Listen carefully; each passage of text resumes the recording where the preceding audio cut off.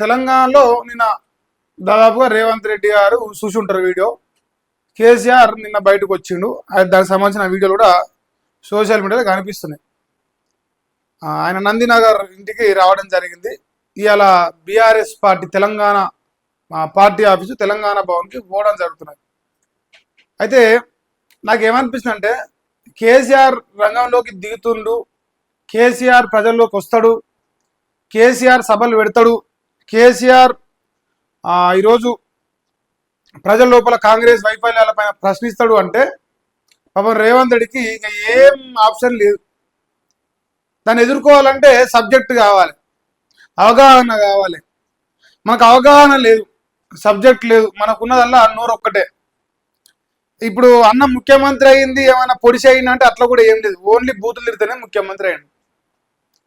So ఇప్పుడు కేసీఆర్ను బూతులు తిడదామంటే ఇప్పుడు ఆయన ప్రతిపక్ష పార్టీలో ఉంటే నేను అధికారంలో ఉంటుంది, మరి ఇప్పుడు బూతులు తిట్టకపోతే పని చేయాలి కదా అంటే లేదు లేదు ఇప్పుడు కూడా బూతులే తిడతా.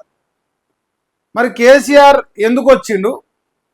ఒకవేళ కేసీఆర్ ప్రజల్లోకి వస్తే సభలు పెడితే రేవంత్ రెడ్డి ఏమన్నా పరిపాలన పట్టించుకుంటా? ఓన్లీ సభలు, సమావేశాలు, పైసలు, పంపకాలు, ప్రజల్ని మోసం చేసే కార్యక్రమాలు చేస్తాడా? ఎందుకంటే అన్నకు రాజకీయమే ప్రధాన లక్ష్యం, ప్రజల సంక్షేమం, ఇదేది పట్టవు. మరి అలా వాళ్ళ పేపర్లు మొత్తం రాస్తా ఉన్నాయి, కేసీఆర్ ప్రజల్లోకి దిగుతా ఉన్నాడు, ప్రజల్లోకి వస్తాడు, ఇలా కొడుకే చెప్తాడు మా నాయన జనాల్లోకి వస్తాడని. సో మరి అన్నీ చూసినాక రేవంత్ రెడ్డికి ఏం ఆలోచన వస్తూ ఉంది? ఒకవేళ కేసీఆర్ ప్రజల్లోకి వస్తే రేవంత్ రెడ్డి ఈ రాష్ట్ర ప్రజల్ని పట్టించుకుంటా, కేసీఆర్ని పట్టించుకుంటా?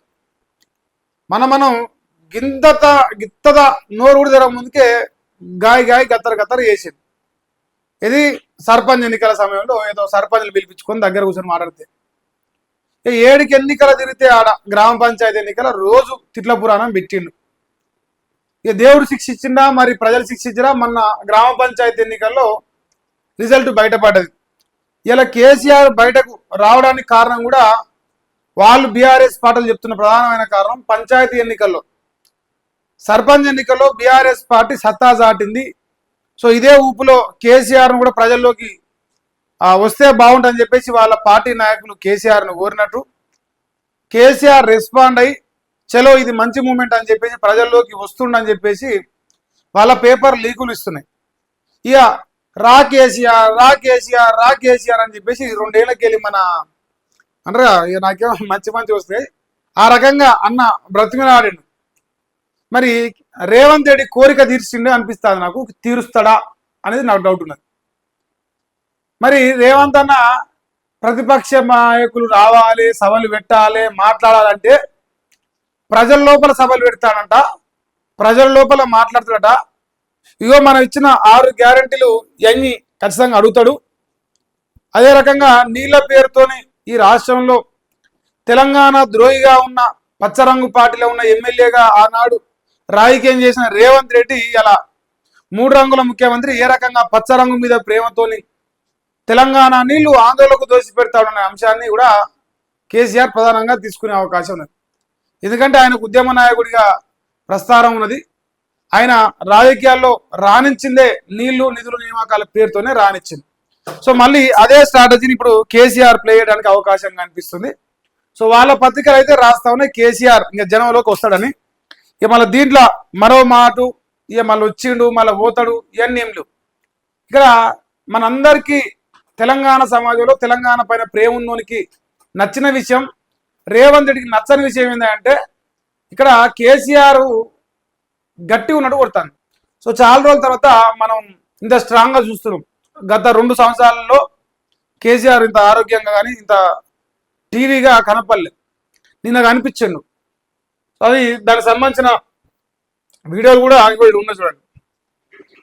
ఇది కేసీఆర్ నిన్న నందినగర్ ఇంటికి వస్తున్న విజువల్స్.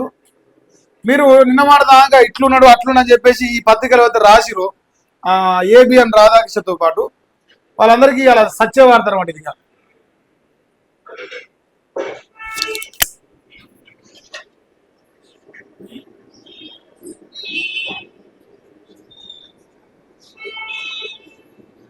అంతనే. సో ఇది ఇప్పుడు కట్టలేదు, నిన్న మన ఎక్కించిందిగా కట్టబట్టుకొని ఏం రాలేదు, మంచిగానే బందోబస్తు ఉన్నాడు. 77 పదులు దాటిపోయింది ఆయన ఎప్పుడు. ఇగో 4 ఏళ్ళు 5 ఏళ్ళు అయితే 80 ఏళ్ళు పడతట్టున్నాయి.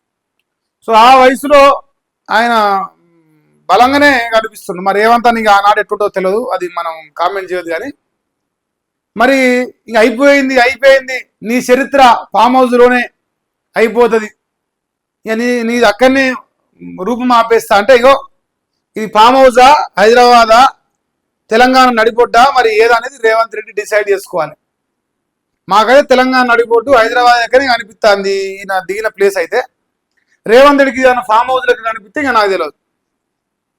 సో ఇది ఈ రాష్ట్రంలో ఒక కీలక పరిణామం చోటు చేసుకున్నది. కేసీఆర్ ఆరోగ్య పరిస్థితి నిన్న వీడియోలు సోషల్ మీడియాలో రేవంత్ చూసినాడు. ఇక రాత్రి నిద్ర పట్టకునాలే ఇక పరమానంద శిష్యులని గుంపు పెట్టుకొని మరి ఏమైనా చర్చలు పెట్టినా లేదు తెలియదు. ఈ అన్న అయితే టార్గెట్ కేసీఆర్, ఫోకస్ కేసీఆర్. అంతే, మన జోలి అవసరం లేదు. ఇక ప్రజలకు రైతు బంధు, రుణమాఫో, కరెంటు, నీళ్ళు, పెన్షన్లో లేదుగా యూరియా బస్తాలు, అభివృద్ధి, ఇది ఏది ఇంకా అన్న పట్టించుకోడు. కేసీఆర్ ఏం మాట్లాడుతున్నా నేను దానికి ఏం కౌంటర్ కొట్టాలి, ఆయన ఏం చెప్తున్నా నేను ఏం మాట్లాడాలి. రేపో మాపో ఎంపీటీసీ జెడ్పీసీ ఎన్నికలు ఉన్నాయి, అది పెట్టే ధైర్యం లేదు. ఇంకోటి ఈ ఫిరాయింపు ఎమ్మెల్యే దొంగ నాకులు 10 మంది ఉన్నారు. ఆ 10 మంది పైన చర్యలు తీసుకునే దమ్ము కూడా లేదు. ఇక సిగ్గిడిసి వాళ్ళు మీ పార్టీలే కదా మా పార్టీకి ఏడొచ్చారని లచ్చదక్కుకోడు. ఎవడైతే కండవాలుగా పిలుచుకోవచ్చు కూడా వాడిని ఇవన్నీ చిలక పలుకులు వలుకుతావు. ఇక ఈ రాష్ట్రంలో రేవంత్ రెడ్డి ఒక కొత్త పరిణామం నిన్న రాత్రి ఇన్ఫర్మేషన్ వచ్చింది. అది ఎంతవరకు నిజం అనేది మనకు కూడా తెలియదు, కానీ ఇన్ఫర్మేషన్ మాత్రం ప్రాపర్ అనిపిస్తుంది నాకు. మ్యాటర్ ఏంటంటే, ఎవరైతే ఈ రాష్ట్రంలో యూట్యూబ్ ఛానల్ నడిపించుకుంటా సోషల్ మీడియాలో రేవంత్ రెడ్డి పైన ప్రతిరోజు ఎనాలిసిస్ చేస్తున్నారో న్యూస్, ఇక వాళ్ళందరి పైన కేసులు కాబోతున్నాయట. వాళ్ళందరినీ రాత్రిలే లిఫ్ట్ చేసే ప్రోగ్రాంలు పెడుతున్నట. ఎందుకంటే కేసీఆర్ మాట్లాడిన దాన్ని మనం ఎనాలిసిస్ చేస్తే రేవంత్ అన్న ప్రభుత్వానికి డ్యామేజ్ అవుతుంది కాబట్టి లిఫ్ట్ చేసి కౌన్సిలింగ్ ఇస్తారంట. ఇగో రేవంత్ రెడ్డిని తిట్టొద్దు, కాంగ్రెస్ పార్టీని తిట్టొద్దు, కేసీఆర్ని తిట్టుర్రి, బీజేపీని తిట్టుర్రి, లేదు ఎంఐఎంను తిట్టోకుర్రి, జర్ర కొంచెం తిట్టురు ఏమని ఉంటే, కానీ ఏదైనా సరే మమ్మల్ని మాత్రం ఏమనొద్దు.